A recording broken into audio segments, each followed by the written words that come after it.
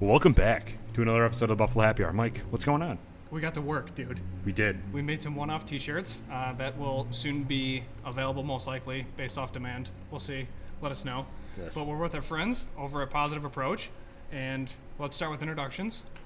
Hey guys, I'm Joe, co-founder of Positive Approach. Just made some awesome shirts with these guys. Now we're gonna hustle them. We're gonna sell at least 2,000. Wow, it's a high demand. So let us know if you want 2,000 of them. We'll put them through. Yeah, we'll no come here pressure. and work. Yeah, we'll come here and work. Yeah. That was so much fun to do. I've never done that before. Do you get people amazed by the process? Because I've seen these viral videos go around of people doing that squeegeeing technique that we just did. Mm-hmm. And I'm like, this is so amazing to watch. Like, this is fulfilling everything that I needed. Yeah, I mean for us it gets a little old, but I can imagine for someone who's never seen it before, it's definitely like a cool process. It's not like it's pretty straightforward, but it's not obvious, you know. It's like there's a lot of ins and outs to it that you have to kind of learn, a lot of techniques. So it could take a while to kind of master, but when you're printing, you know, hundreds or thousands of shirts a day, it gets a little monotonous. Oh, I'm sure. And yeah, especially when you're doing it for a while. But Right. yeah, it's super exciting. If like a young person comes in here or a kid, it's super exciting for them, and I think it's like a really tactical kind of thing. Sure. Yeah, it's pretty cool to watch though. That's See sweet. people like certain people like really get the hang of it like right away, and then other people it's just like they can't get it. Like not like us. We just didn't No, get it. no, I thought you guys did great. I mean, the shirts look good. do. They pass. You guys Look are really hired. good. Awesome. That's it. Yeah, I love it. We'll be back tomorrow. Sweet. Work some overtime. So let's start at the beginning of all of this. So you've been in business for 12 years. Yeah. But before that, you were perfecting your art to get ready to go into business at how old? Like 17, 18, kind of like out of high school, just in our parents' basements. Skate culture, like we just wanted to make our own stuff. And it was just like going to a place, like a screen printing place, like similar to ours, and they'd be like, you have to print 50 shirts and it's going to cost you $600. I'm like, I don't have $600 and I don't need 50 shirts, so I'm going to go print my own. So we basically just bought like these artist kits from a local art store and did it in our parents' basements, Justin and I separately, and then eventually combined to make the shop. And we were working at a skate park in Black Rock at the same time, so that kind of like fused us together. Oh, sweet. Yeah, and it gave us the clientele we needed because we were working with bands who were playing shows at the skate park, and we were printing for the skate park as well. Just out of the basement? Out of our parents' basement, yeah. That is crazy. Yeah, and it wasn't like huge volume. It was just like maybe like like 50 shirts here, 25 shirts here. Sure. Within the span of like, a few weeks, we would print like 2 or 3 orders. Now it's like we'll print like 10 orders in a day. Yeah. It's way different. Like looking back on it, it doesn't do any like justice to what we were doing. Yeah, it was but it mostly got like- us started. Yeah. Sure. Well, when we were doing ours right now, there's a whole drying process. How did you dry stuff back then? Back then it was in our parents' ovens. like eating dinner like out of that oven like that night. Like probably not the best. But we had to do what we had to do, and eventually we would upgrade equipment, and there's a lot of learning involved too. So it was finding like what we needed, and there wasn't like the internet existed, but it wasn't like super resourceful like it is now. So it was a lot of just like digging to find what we needed to find like flash dryers, and compared to now, it was like everything seems so expensive. Like a flash dryer that cost maybe like $400 or $500. Back then, it was just not in our reach. So Sure. we did what we could. It was very like DIY kind of thing. So when did you get to that point where you wanted to move out of the basement production and go into the next area? Like, what was the next step for you at that point? It was like super just like random, honestly. We were like riding a lot of bikes at the time, and we would always hang out on Elmwood, and I kind of just like came up with the idea of having this space for us to create something. It wasn't necessarily a business idea at that point, but it was like, where can we work and like have this creative freedom? And we were riding our bikes down Elmwood, and we found a for lease sign on this like small basement spot, 611 Elmwood. It was like, it's a barbershop now. And we just called the number on it, and the dude was like $800 a month. We're like, I thought about it. I was like, we do this many jobs, we can make $800 a month, and let's sell bike parts as well, and let's do vintage clothing as well, and like different avenues to like make that rent up each month. Kind of, that's what kind of fueled it, and it was like a no-brainer for me. It was just like, we're gonna make this move, and there was literally no thought to it. That's awesome. And that's when I approached Justin about the actual like business aspect of it, and he was totally on board. So it brings back to the first point of plan A works when there's no plan B. Yeah, you got it. You got to do it. We're just doing this. Yeah, and it helps that we were like young and didn't have like a ton of responsibilities. Like, I had a dog, and that's, I didn't have kids. I didn't have a family. My parents were taking care of what they needed to take care of for me. I still lived at home, and I had just started college, so it was pretty lax. Like that. The only other responsibility I had was schoolwork, right? And I didn't have rent to cover, and so it's just like, let's put it all into this one thing and see what we can make of it. And never imagined it being this. Honestly, it's like I think if we did imagine it as this, I think it would be almost like hindering. Sure. Like it would just be, it's too overwhelming. Like when you try to envision something that's too out of reach, it just doesn't seem like it's ever going to come to fruition. And then it kind of like pulls you back, keeps pulling you back. Yeah. But that's not to say don't make lofty goals. But, sure. Well, it kind of goes back to what we preach too, is you have to start something as a hobby to understand that it'll blossom into something eventually, but in the meantime, let's just have fun doing it. Yeah, it's got to be a passion. Started. Exactly. Yeah. If it's not a passion, you're just forcing yourself to do something that you might not want to. Absolutely. Be doing. So here you have a ton of equipment. How does this equipment like compare to what you had back in your first place? Was it just smaller scale, or is this completely different? It's everything now is kind of on a industrial, commercial level, more like a professional grade. We would have these like tiny single color presses that would just like mount onto a table. So we would just build this like 2x4 structure and then like screw it in with drywall screws and bring the shirt up to our parents' oven. That's that, right? It's like what we needed to do. It was very inexpensive. And then gradually we just upgraded equipment as we needed it and kind of fit into our space. From the small shop on Elmwood, we moved into a slightly bigger shop on Elmwood that gave us the space to use I think it was like a 4-color stationary press. So we were able to then print 4 colors, gotcha. Which helped with our production a little bit. That's incredible. So over the course of time, where you went from your first spot in Elmwood to your second spot on Connecticut area. Second was Elmwood and Allen. Elmwood and Allen. It was slightly bigger, but it was that gave us kind of, at that point we were moving into building more of a brand, where we would have like launch parties, and people were like began to like follow us as more than a print shop, but kind of like on a cultural level or a lifestyle level, and helping in an eclectic place like Allentown, where like that's where people were coming there to do is like buy cool stuff or come to cool events. Sure.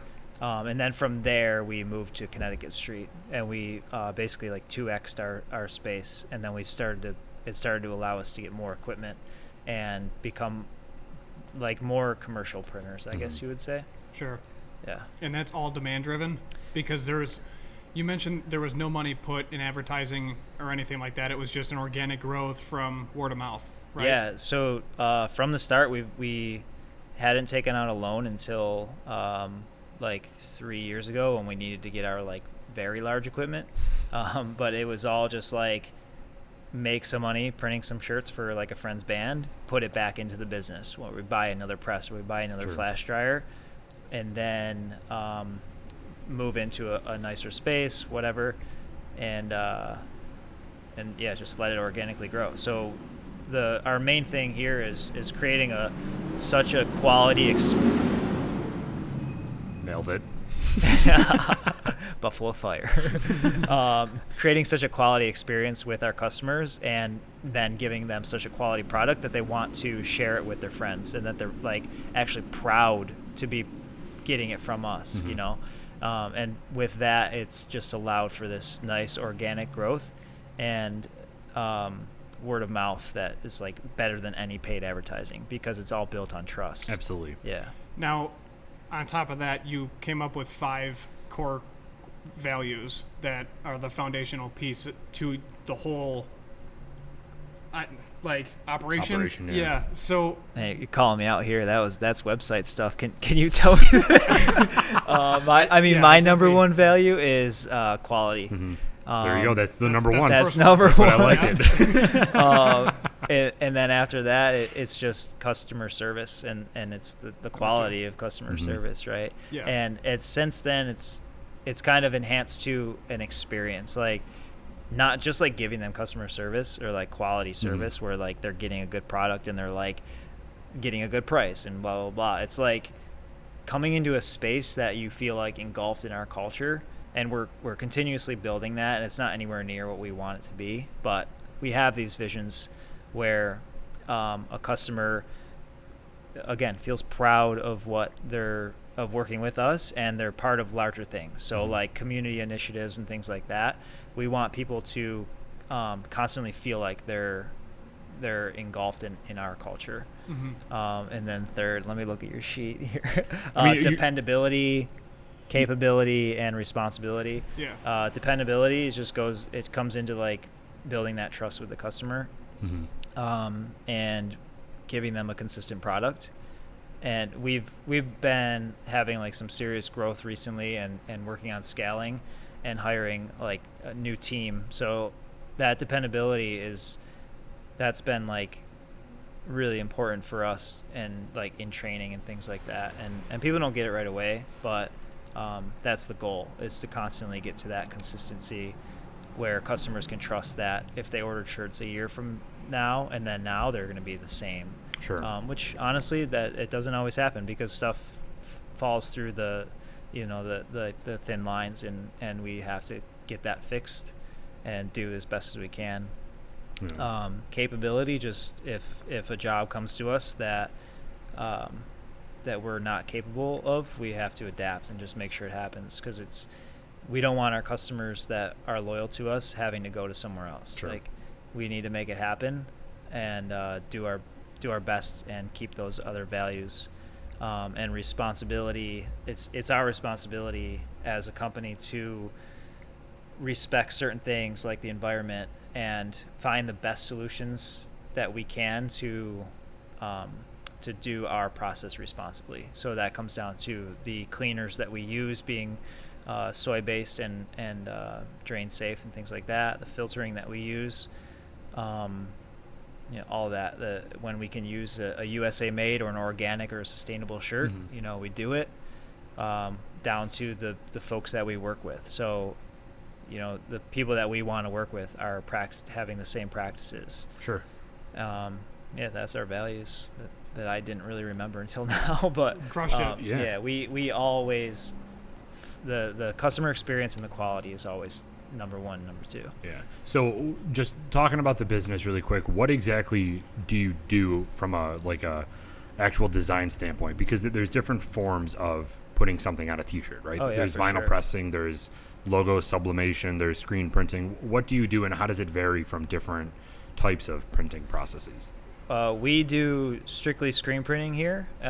That's like the most timeless printing method, like super, super old. It's the most dependable process for sure. It's gonna stay on the shirt. It's time tested. Like you can't get better than that. It's the most tactical of them, like as far as just like being part of the shirt, and that starts from design. So when we're designing a shirt with the customer, we're looking at how the shirt fits on the person, how it lies on the shirt, and it's not just like, we try to avoid just like plopping a billboard on a shirt. You know, like we want it to sit perfectly. We want it to we want the customer to think about like, who is it going to? What color shirt is it? What kind of shirt is it? What's the fabric like? And we're exploring all these different avenues before we even get to printing. And we don't do a ton of like custom design stuff anymore, but like a lot of the stuff we're doing, the customer already has the idea, and we kind of like help bring that to life. So we're pushing it to the next level. A lot of it's like company logos and things like that. But we're always trying to add that creative element to it if they're open to it. Sure. Yeah. Which is sweet, because as we went through your process, it was on our story, but this is going to be encapsulated forever, right? This interview. Yeah. So you have a whole portion of your shop dedicated to the design aspect and then printing the actual material that you're going to use for the screens. So in that, like you mentioned, we came to you with an idea, and then with these, you already had the idea, and we just kind of like talked through it, general conversation, and then we were all hitting the same points where it's like, we want this to look a certain way, which is fine, but then we also don't want it to bleed through. We want the shirt to be long enough. We want it to last, like all those different things, which really ties into all of your values, because it was literally like the company values were formulated from a general conversation with you and the boys just sitting down, and you're like, all right, if we're going to do this, like, let's come up with 5 concrete things that we'll never deviate from, and then we'll just organically watch it happen. And that was the feel that we got as soon as we walked in. It's like, hey man, what's up? Like, what? You guys are Buffalo happy hour, right? That's cool. It's like, let's come in the back. I'll like show you around. And then we immediately dived into the design portion of, this is literally how it's going to look on the shirt with some software that I haven't seen outside of like a Disney documentary. And then all the clicks were going through. We moved it, we printed it, and then it was just right next to, I'm like, now what? And you're like, now we make the shirt. I'm like, what do you mean we just make a shirt? Like, there's no like needles where we just like hand do it ourselves. It was just an insane process, but it's really streamlined, where you literally just walk around and then you're at the next step. Yeah. So your whole space is already designed to just flow with the production and birth of the shirt, and then all of a sudden it's in a box and being shipped out. Yeah, that's huge for production. Is everything needs to be in order, and it needs to be is like efficient, because when you're printing a shirt like an order of 100 or thousands, or an order that we recently did with a company called 26 Shirts, it's like nearly 7,000 shirts. Things need to be buttoned down like that. Like, you can't just like have one thing going on in a corner and then your next step of the process is like 200 yards away. It's just not going to work. It's not efficient. It's not going to get you anywhere. So we kind of like, the flow of our shop is very important to us. And it took a little while to get used to, especially coming into a bigger space from what we were used to. But if we're going to do something, I always feel like we just got to do it right. And that's where those values kind of came into play. It's just like, if we're going to do this thing, let's do it so that people like are getting something that they want and that they enjoy. And and as far as like the design process, anytime that something comes up in my head, like organically, if I can like mesh with a company or with someone that we're working with, and I can show them an idea and push them to, like, maybe they hadn't thought of that, or maybe that like then goes to like hit something in their brain and they're like, oh, what about this? Like, anytime I can do that, that's going to help everyone involved. Like, it helps us get in order, it helps us nail it down, and it helps improve that customer experience. So it's for us, it's just a matter of like a little bit of brain power in a few minutes, right? Sure. And then everything on that design end is kind of buttoned down already, where we're familiar. All of our designs, or all of our, like, our manager and stuff is so tuned into those programs that it's cake, So going back to the educational portion of it, you did go to school for graphic design. So if somebody came into you with the concept of a logo or an idea, are you able to help them, direct them into, this would be a kick-ass shirt idea from there? Yeah, we do branding and graphics as well. It's a little like, that's my like super passion. Like, that's what, if I could do that like full time, that would be like game over. Sure. Right? If we could have a design department. But it's harder to, like, a design thing it's just an idea. It's just like an image on a computer. People don't really see how much work goes into that and how much value that has to their company. So they have a harder time paying for it. It's like paying for business cards. Like, you can go to some online place and pay like 0.05 cents per card. Where if we were to print that, it's a real thing. Like, we're going to use thick paper, we're going to use real ink, we're going to use a hand printed process. It might cost you $2 a card. That thing becomes very, very valuable. Sure. But for a shirt, it's a very tactical thing, and people know that it's going to sell, so they have no problem paying for it. So as far as as that end of our business goes, we haven't gotten to that level where we can be designing full time and actually make that income, because we could print 100 shirts and make 3x that like True. In a third of the time. True. Like, it's just mathematics in business. So but yeah, I would love to get into more design stuff, and like I said, a lot of it is just what the customer brings in, and then we're printing, but we're just trying to get that creative edge on it. Sure. And that's where we're working with the customer. Do you have your own Positive Approach apparel line? We used to do a lot of stuff, and we like I said, we would have like launches and parties, and people would love it. They'd be so stoked, and then business gets in the way. Sure. Like, it's just like everyone starts to need shirts, and we want to satisfy that. And I think the scaling wasn't able to happen fast enough, we weren't able to trust that the scaling was going to be successful, where we just kind of like sat on that same level of like production or business for, let's say, like 2 or 3 years, where we were just printing everyone else's stuff and we didn't have time to print our own stuff. Gotcha. So now we're kind of developing ideas, and as our team grows and we can designate people in certain areas, where like Justin and I don't have to focus so much on those areas, we can start to focus in on those other things. So whether that's community initiatives, programs, or our own kind of like clothing that we can sell, and people can become part of that brand. Now, diving into the community aspect, there's a lot here, because you've literally printed shirts for local bands. You've also printed shirts for nationally recognized bands. So let's start there, and then we'll dive into the other aspects. But like, are there any large, big-time bands that people would just automatically know that you guys have worked with? We've did a special collaboration with ETID Nice. one time. That was like super cool. That was like the ideal job, right? Like, you're working with a band that you like kind of look up to. Like, Andy Williams is part of the hardcore punk scene that we grew up in, so it was like awesome to be able to collaborate with him, specifically like giving us free reign of like doing this graphic. It's like totally my style, and then we get to push that out to their platform. Sure. Like, that was super cool to us. But it was exclusive. It was very like this is the only thing you guys are gonna do with us, because we have to print with this other company, right? So we get a lot of that, but that's one that stands out for me. We printed for a band called Terror one time. It was like kind of like a one-time thing. Crow Mags, they're super popular on the punk scene, but again, those are just one-time things, like trying to help people out in a pinch kind Sure. of thing. Yeah. Gotcha. Yeah, but our we definitely started this thing in the music industry and like helping friends' bands, but since then it's definitely transitioned into us helping out like the community and local restaurants, schools. Those are the folks that we really like to work with, because it's bringing something different to like the music scene, the band scene that's already creative. It's already Sure. there. Like, they're doing it through music. The shirts are usually pretty cool. Like, no matter who prints them, they're going to be fine. True.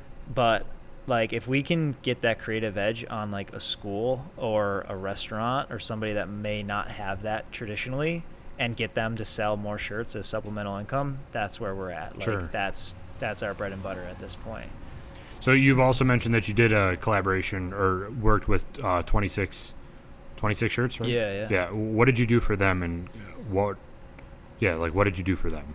Well, at this point, like, those are our boys. Like, that's one of our we don't like to have favorite accounts, but they're one of our favorite accounts. No, they're just like, their whole mission is so like what everyone would want to be in a company. It's like their whole platform is just giving. It's like they're working with families who are in need of fundraising, and they make it happen from design to finished product. And I think it's super important to be able to help the community and have like some kind of giving aspect of your company, because if it's not, then it's just to make money, and like, why? That's no fun. Yeah. So like Why?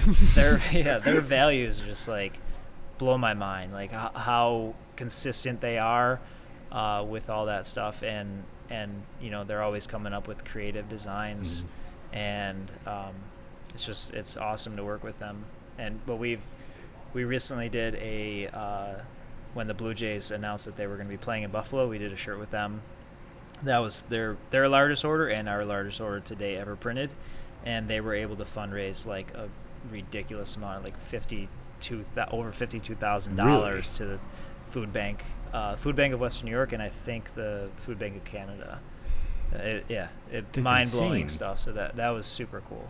It'll definitely be a memorable experience. They actually moved their office here for 2 days to ship out their shirts. Oh, sweet. So it would literally come off of our dryer and into their shipping packages and out the door. Sweet. It was super cool. That's really cool. Yeah. Are there any other companies that you had that type of collaboration with? Not to that level, no. I mean, no one's ever been able to set up shop here Yeah. and get like that. Was just like so, and their energy was awesome. Like they like bought us lunch for 2 days, and like everyone was laughing, and it was like super cool, really good energy.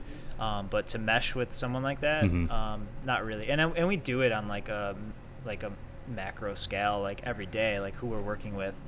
We're always endlessly trying to mesh as tightly as possible as we can with someone, because that makes them feel comfortable. Sure. And like they're gonna trust us to make what they want, right? And like people are giving us their money, and they could give that to anyone.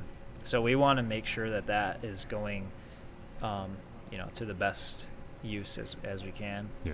So as you grow too, your employees change as well. You started with just you and your buddy doing shirts, and now how many employees do you have right now that are regularly doing production stuff? Yeah, the company pays 9 people, so it's management down to printing, down to like screen recycling and ink mixing and all that stuff. Everyone kind of tries to take part in, like, we want every employee to kind of, or sorry, not employee, every team member to have as much knowledge around the shop as they can, and that's something that we continually work on as well.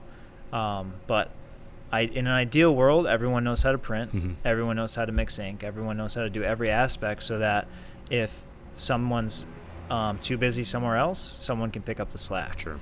And I think even when the shirts come off the dryer for quality control, if that person knew the printing process, they're much more likely to catch certain flaws or like common areas that might have like a flaw. And if we can avoid getting a flawed shirt to a customer, like that's what we want. Sure. Right? What is the training process for mixing ink? I feel like that I would be easy. terrible at it. No. It's honestly it's just an app on your phone. Oh, okay. He's like, we start there. That's the first part. Yeah, it's super easy. There's a little bit of art that goes into like tinting colors. Like a system is not perfect, so if a color is like slightly off, you have to know how to adjust to make that color what we want. So the color wheel is very important here. Yeah, you need to know your Roy G. Biv. Dude, it's been so long since I heard that. Roy G. Biv? Yeah. Oh my God. Can you recite all of them? Listen, we're in the middle of an interview. We'll save that for a Monday episode. Goodness. So that's cool. So then so cross training is obviously paramount. So then say they understand Roy G. Biv, and then what would be the next step for like a new employee? Because obviously we're gonna be here like 6 days a week, doing our own batches, helping you out. No, it's at that point it's very specialized. So quality control is quality control. Printers are printers. Okay. Screen cleaners are screen cleaners. It's not much. It's a lot of common sense. The printers are probably the most like skill based, I guess you'd say, because so much goes into the technique and things like that. So trying to hire experienced printers is not the easiest task, because it's just not like a super common industry. But lucky for us, not not lucky. A friend's shop kind of was hit by the virus stuff, so a couple of their team members kind of filtered our way, and it's been an awesome addition. So speaking of the current environment that we're in, you did also offer incentives for some companies. Did you want to get into that at all? Yeah, sure. I thought it was super important to be able to give back to the people that have always supported us. So, like restaurants, gyms, folks that we were really trying to like reach out to, and who have helped us. We just wanted to, at the beginning of all this stuff, if they weren't making that income that they're used to, we wanted to offer a solution to make that supplemental income. And shirts just seem like an easy way to do it. Like I've always been able to sell and hustle on shirts because everyone needs them, right? Like no one will never not need a shirt. Right. So if I could say, hey, so-and-so, or like, let's say like Rock Pile Athletics, like CrossFit gym, if you print 50 shirts, you can make this much money as supplemental income. That's going to help you pay your rent this month, and it's gonna enhance your brand. Let me give you this discount on this so you can have that much more money. Sure. And it makes it reasonable for you to be able to do. And also, hey, maybe you don't have to pay me for 30 days, whatever it is. Like we were down to help those folks. So if you were impacted by that, and we're still running that program too, if anyone is feeling the heat on this thing still, like just hit us up. We're going to help you develop something that is aligned with the folks that you're trying to sell with, so that you can get that product to them and make some extra cash so your business can stay alive. Because if people fail, we fail, right? Like we're only as strong as the people who support us. So true. Yeah, for sure. I feel like t-shirts are, this is going to sound weird, but so undervalued for small businesses to get into. Like it doesn't really take that much energy on the business end to make a t-shirt, and once you sell that, it's just marketing forever because somebody will walk around with that shirt. Yeah. I don't understand why more businesses don't get merchandise to sell. It's trusting that you have a good enough idea and investing in it. By the way, neither of you are wearing t-shirts. These guys are both wearing polos. No, I'm just messing. But yeah, it just comes down to trusting that people are going to buy your stuff, and people are so like focused rightfully on their own product. Like if you're a gym, you're selling gym memberships. If you're a restaurant, you're selling good food. Like the t-shirts and the merchandising world kind of like takes a back seat, which is good because you're focusing on your thing. Yeah. And the same thing we do here. Like we focus on our thing. We focus on t-shirts and printing. We don't get into embroidery. We don't get into any of that outsourcing, whatever. And then you can do it right. But I think with like social media and stuff now, it's so powerful that you can like push this product. If you can have people on your team, or and if we can help like develop this and then like give you terms for payment, and you can have 50 shirts and not have to worry about that investment, and we're fulfilling those orders, and you don't even have to worry about shipping. Like that's our next step. Huge. That's our next step, is like, let us take care of it. Like give us these ideas, boom, boom, boom, approve this design. It's going to go on our web store under your name subcategory, and then we're going to ship the shirts out. You might not make as much money on it, but you have to do no work and you don't have to worry about it. Like that's kind of where we're heading, and it seems pretty natural because of that, because people are afraid to invest in themselves in that way, and I place no blame on that. Like, you know what I mean? It's just hard. Yeah, absolutely. That's super interesting. So speaking about merchandise, we also came here for another purpose. We're talking about getting sweatshirts done. Oh yeah. Nice ones. We got to walk through that process. So do you want to explain kind of what we're getting done and the type of sweatshirt and kind of more of the intricacies, that way we don't mess it up? Yeah, for sure. I mean, we're gonna do a nice tri-blend crew neck sweater with a like a vintage style print. So it'll become part of the shirt, and it's a very organic process. So it's like, you won't even be able to feel. It's not like a billboard or like a plastered image on the shirt. It's gonna be super comfy, And then baseball shirts, maybe. Like, I don't know if that's a secret, but gotta hustle those shirts. Oh yeah, we gotta keep hustling. No, they'll release. I'm not worried. Yeah. We'll let all of our listeners know as soon as we get to that point where we're ready to sell them, but they are coming in the near future. So make sure you follow all of our Instagram and Facebook accounts so you know exactly when they release, because they're gonna go fast. Yeah, they're the most comfortable sweaters I've ever worn in my life. They're gonna be sweet. The problem is, like, people are not able to wear them before they buy them, so you gotta figure out a way to like it becomes our job to like make this thing look awesome. And even like the marketing content, like making an image good enough where like people are gonna look at it and they're gonna be like, I need that. That looks sick. Yeah. And figuring out price points, all this stuff that goes into it. So Sure. I'm stoked. I'm so excited for this. Yeah, me too. It's gonna be nice. There's gonna be a lot of collaboration. Yeah. We're For excited. sure. So what's next for Positive Approach? What would be your next step?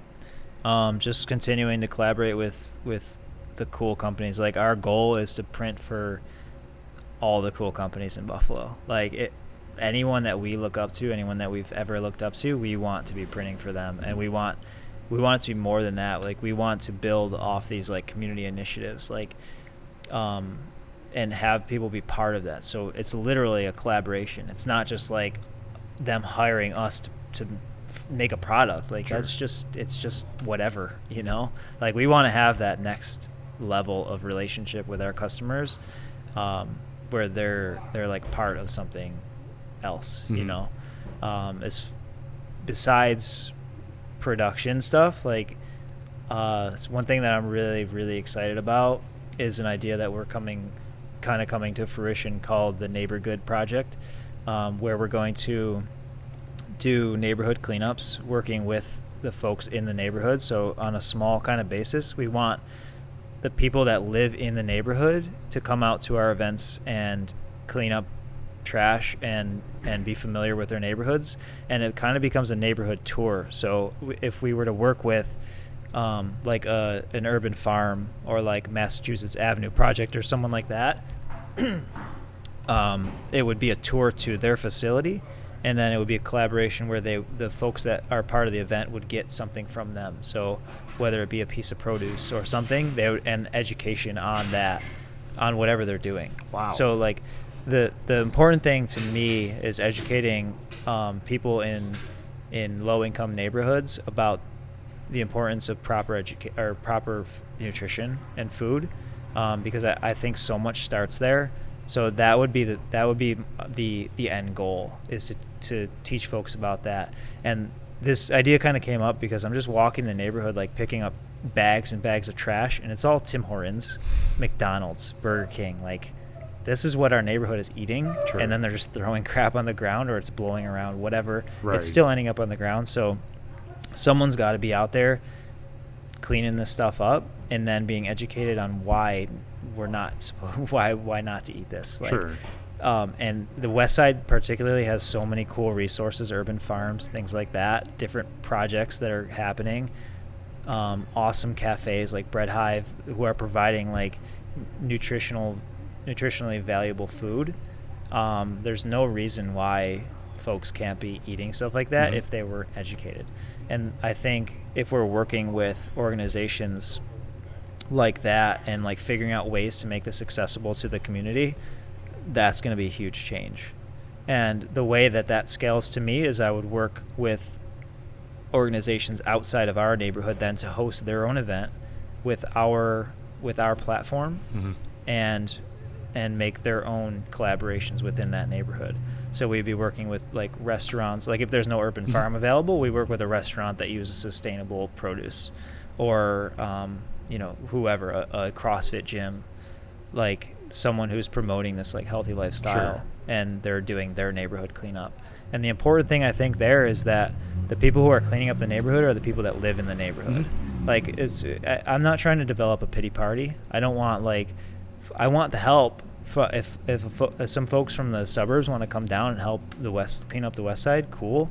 But like we really need it to be the people that live here. That way it's sustainable going forward. Yeah, it's got to be sustainable, and we have to really like make it accessible and make it not mandatory, but like make it a thing. Like you pass by everyone passes by a candy bar wrapper or something on the street, like most people are not thinking to pick that up, especially not now because everyone's afraid of everything. Like maybe you keep a glove in your pocket and like it seems like inconvenient, but this shit's just like just floating around. It's like ruining stuff. To leave it. Yeah, exactly. So there's a story about in Japan, like they like were having like trash issues, and there were garbage cans everywhere with trash like overflowing out of them. They took away the trash cans, and then in the matter of like a very short period of time, that trash disappeared because people didn't want to hold the wrappers in their pockets. So they were forced to, they didn't want to litter, but they were putting it in the trash cans thinking that was fine, but it's overflowing and that's littering. Right. So they would like have to put it in their pocket, and they're like, wait, I don't want to carry this wrapper in my pocket or this tissue or whatever. So then they don't eat that, or they don't litter, you know what I mean? So that in that practice or in that incentive, they made it a point, and that's what we need to do.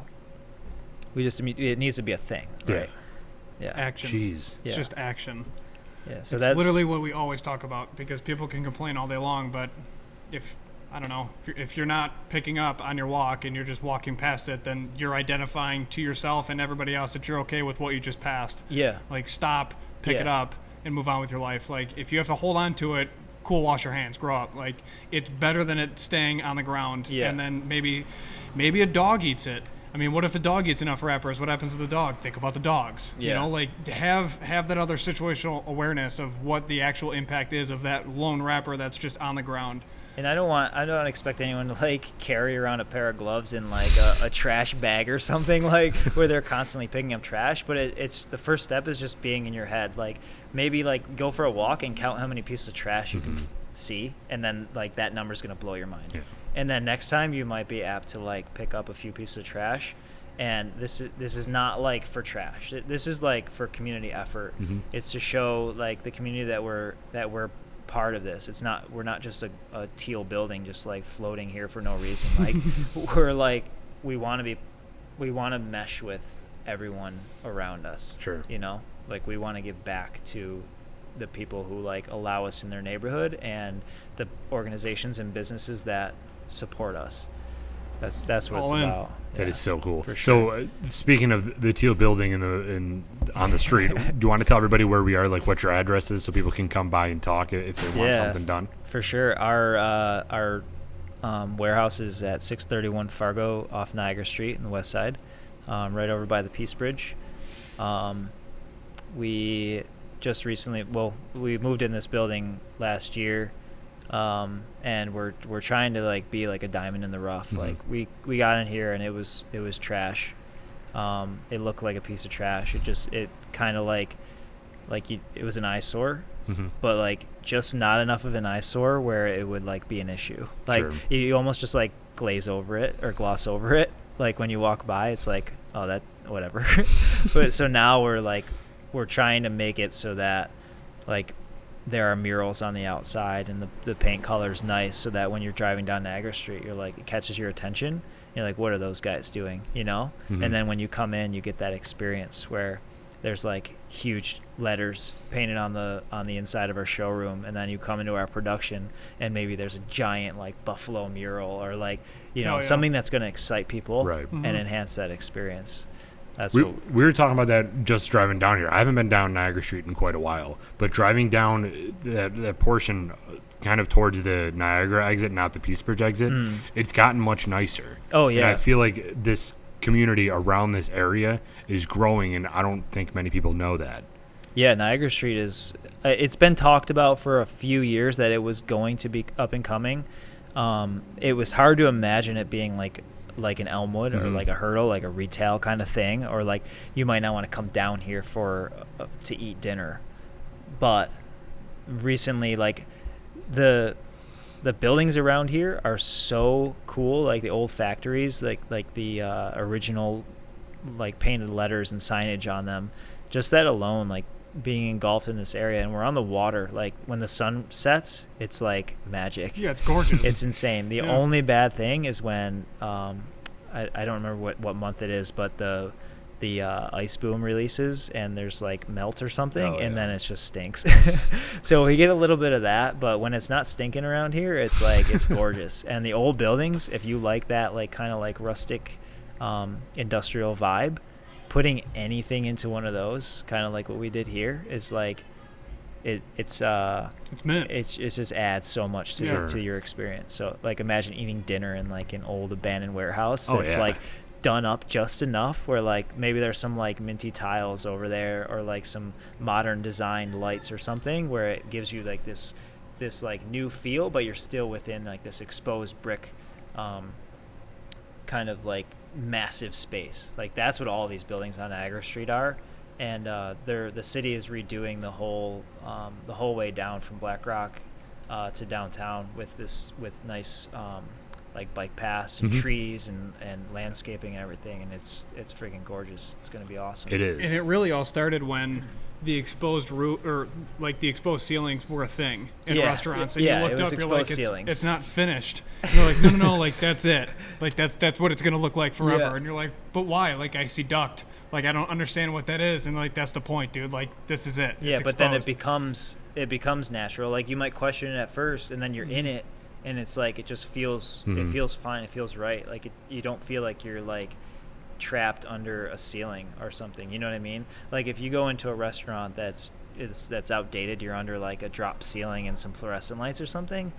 Your experience is shot. Like your food might not even taste as good. You know, you go to one of these restaurants that have this like crazy industrial feel. It's just like it's magic. It's like gold, right? Like your food just like tastes better. It's and weird. you categorize it too. Like when you get food at Hartman's or Resurgence at 55 Chicago. Yeah.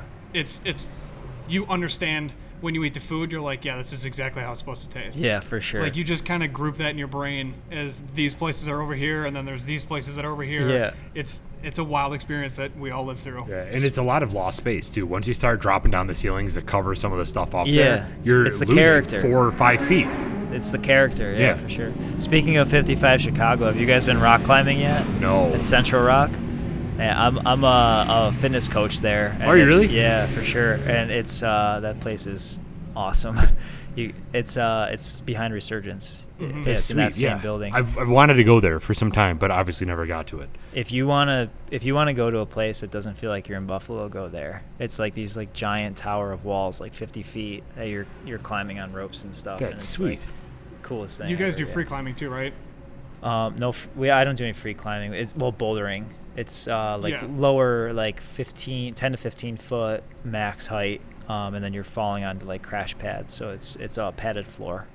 So lower no risk, but there's no dude belaying you, and there's nothing. Like it's just you're on the wall. Yeah, so it's a lot shorter of a route, or they call it a problem, but it's a lot harder. Like it's like explosive power versus endurance kind of thing. Yeah. I have neither of those, so I'm gonna have to work my way up. Yeah, you have to develop that. come to one of my classes. Yeah. When do you teach there, or what do you do there? Before all this stuff happened, I was doing two classes a week, and we're doing like core focused classes for climbing, specifically for climbing, which is applicable to everyday life. No joke. It's building up the strength in your core, and building that longevity. So like one problem that folks have like when they get older, or like the number one reason for people to go into a nursing home is because they fall down and then they can't get back up.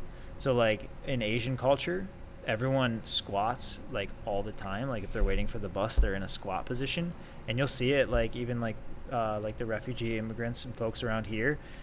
If you see them at Wegmans or something and they have to get something off the bottom shelf, they're not doing like this like nasty hinge over thing. They're like squatting down into this perfect position, grabbing what they need, and then standing back up. And it's constantly building that strength of what you need to like when you're on the floor and getting back up. So if you never get on the floor in your entire life, or besides like if you're always sitting on chairs and beds and like things like that, and then you go to get up, like it's gonna be kind of hard. Oh yeah. And that's where a lot of like older folks, if they fall and they can't get up, like what the heck are you gonna do? And they press that life alert button, and then that's it. Yeah, life alert. Then they have to go into no free shout outs. Yeah. Yeah, hashtag not pay us. That's super interesting. Yeah, so it's just all that like building up a solid lifestyle in, like a strong core so that you can live your life better. It's just like skating. You have to ollie. Yeah, exactly. Once you it's ollie, you can literally do everything else. Yeah. Do you still skate? No. Really? I tried a few months ago, like maybe like 8 months ago or so, and like everything feels so like painful. Like if the board accidentally hits your shin, it's like the worst feeling ever. But like when I was 13 and that would happen, I'd be like, oh well, like let me go try to like throw myself down this set of 8 stairs for like 8 hours straight, and then I'll go home. I'll skate home from downtown 5 miles, and then the next day I'll wake up and I'll go do it again, like without even thinking about it. And now if I like hit my shin or roll my ankle, it's like I'm out. I can't like hang out with my daughters or like my wife. Yeah, so that's a no-go for me. But I did just buy a deck from Mom's Skate Shop on Hurdle. Oh, nice. And I'm gonna set it back up and try, because I think my 3-year-old daughter Mila is just getting into like some cool stuff, and I think she'd get a kick out of that. And I think growing up in that culture, it was just, I learned so much about like resiliency, and I don't know, just there's just so much stuff to learn from skating that I think if she got into that and like went down the right path of it, even if it wasn't like crazy, like I was so into it, like every day, all day. Like she doesn't have to be that into it, but if she could like get into it enough where she's learning those like values that I took away from it, I think that's key, So that's so sweet. Yeah, I want to inspire her to if she wants to do something like that, I want her to be able to do that. That's huge. Yeah. Him and I talk about skating. We both used to skate. Really? And it was every day, all day. Yeah. And I mean, it's crazy too, because I'll drive through the city and I'm like, oh, there's a line. And like you're seeing the architecture of the building, you're like, that'd be perfect. Even just like a switch flip, just do something on the side, and then you just like look and you're like, God, I almost grounded somebody, because you're literally looking at the landscape. You're like, this is bad. You see all the wax on the ledges and you're like, oh, that'd be sick. Yeah. It's like some dudes all literally day. just shredded that. That's ingrained in your head forever. So that wax look on ledges, I could see that from a mile away. Yeah. I'm like, this has to be hit. But it's cool too, because similar to like finding a line or how you would skate something, is all of that's here. Like you get that sense of it where it's just raw, it's exposed, and then everything has a purpose, everything has its place, and it's streamlined. Way to bring it back. Yeah, I mean, that's what it is. Like, it's literally, like you said, it's all ingrained, and you can't, that's just natural now. Yeah. Like, all of it literally just occurs. When something's your life for so long, and Justin was the same way with rollerblading, like aggressive inline. So like Brink? Yeah, straight up. Yes, like dude. like Brink was my legit jam. though. I didn't watch much Disney, but I watched a ton of Brink. like Brink is like the coolest level of it. Yeah. Like he's like that. Like not like cheesy or like corny. Like it's like you're getting down like a skateboarder. You know what I mean? Like Yeah. it's like the longest rails, like the sickest tricks, not just like some like cheesy crap. And his feet are like, crossed, and it makes no sense how he's on the like rail. you would never be able to do it. You could be the sickest skateboarder and you throw some rollerblades on, and like you're never gonna get to Do you that remember point. those like roller skate shoes though that had the grind pad on Oh, them? They yeah, weren't for Heelys, sure. but they were just like random. Do you remember those? Did you ever have them? No. I never had them. No, me either. But I wanted them for so long because I thought it would be like, yeah, let me just run into this ledge real quick. Yeah, super convenient. Like anytime you want to grind, there you go. And then parkour came up because someone's like, Yeah. screw that. Like, we'll just leap through, like, building to building. Yeah. It's like, all right, man. But yeah, that's cool. But yeah, so we both grew up, even though it was separate cultures, it's all the same value and the same idea. And when something's your life for that long, like there's no doubt it's going to be part of whatever you do, you know? Like even if it's not obvious, like we don't have a mini ramp here, even though we really want one. And we've always said, like, if we have the space, first thing that's going in is a mini ramp. Hell yeah. That doesn't happen, unfortunately. It'd be like sweet, though. we get another press, and then we get another one, Sure. and then we don't have room for a mini ramp. But like you said, it's like the way things look and the values that come into the business, it's all from skating. Like it's just It's you know, it's part of your life for so long. It's just Yeah. it's natural, and we didn't intend for that to be, but it's just the way it is, you know. Oh, yeah. Yeah, for That's sure. awesome. So we talked about where we can find you on your address, but what about social media? Where can people find you on social media? At Positive Approach on Instagram, and that's about the only thing I attempt to do for social media. Nice. Facebook is linked up to that too, Positive Approach Press. I should get better at social media, but I don't like spending my time like that. So Sure. I think that's going to be the matter of just like building our team, like building someone to have the same vision as us and be able to translate that better than what I can. Because I'm fine to admit when I'm not good at something or when I like don't want to be investing that much time into something, and that's one of those things. I don't like looking at my phone. Like, oh yeah, man, there's no phones in heaven. That's my I saying. lost my phone for 2 weeks, and like I like just didn't call Verizon to get a new one. It's just like, this is amazing. Like, it was like the coolest thing. Like, and then after that, I just deleted Instagram when I got my phone back, and then I put it back on just so I can check my messages for Positive Approach, because like people would message us, like DM us, and then they'd be like mad that we didn't get back to them. So it's like we have to find a balance. But I think ultimately that's going to be just building our team so that someone can implement that for us. And you have a website too, right? Yeah, positiveapproachpress.com. Any orders that we get, the easiest way to contact us is through our website or through our email. Calling is really hard here because things are loud and it's hard to remember like all the details of the order. So likely that we're gonna forget something if you call us. So yeah, shoot us an email or hit us up on the website. Yeah. And do you have a minimum order quantity here? 15 shirts, 15? super low. Yeah, it's manageable. We're willing to work with anybody that we can. You know, like. We're probably not going to do one shirt, but if it's for a really cool cause, like we're definitely going to make some exceptions, or like 10 shirts, you know, whatever. The cost, obviously we have to like cover certain things, but we're in this to like, you know, it's a business, but we're in it to make like cool, awesome shirts for people. That's our mission is to make awesome shirts. And, you know, that's when we can, we're going to do it. Which is sick. Yeah, for sure. That's all you need, man. Yeah. Awesome. Well, thank you very much for your time. We really appreciate it. Anything else you want to add? No, I'm stoked to work with you guys and make those shirts, and we're going to hook you up. Cool. Well, thank you very much, everybody. This has been our interview with Positive Approach, so we'll see you next time. See you.